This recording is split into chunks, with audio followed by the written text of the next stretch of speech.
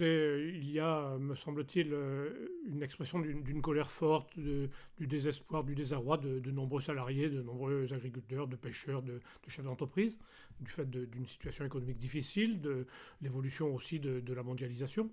Mais derrière cela, il ne faut pas, me semble-t-il, poser des arguments qui ne correspondent pas à la situation. En particulier, l'écotaxe n'a pas encore été mise en œuvre. Elle ne peut pas être responsable de tous les maux. Et il me semble que la mesure annoncée par le Premier ministre doit permettre, en tous les cas, de dialoguer et de reprendre la discussion. Il y a des positions très hétéroclites, très hétérogènes. La droite n'a aucune pudeur et n'a aucune mémoire. C'est elle qui a créé l'écotaxe. C'est elle qui n'en a pas prévu les modalités d'application. Et c'est elle qui défile aujourd'hui en la dénonçant. De la même façon, un certain nombre de situations économiques sont connues depuis longtemps, sont prévisibles depuis longtemps.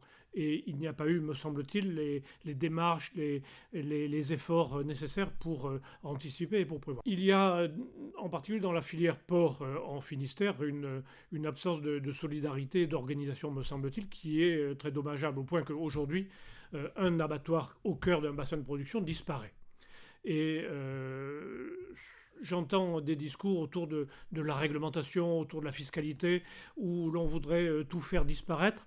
Et en même temps, à la première difficulté, demander des subventions à l'État ou demander le retour de restitution européenne.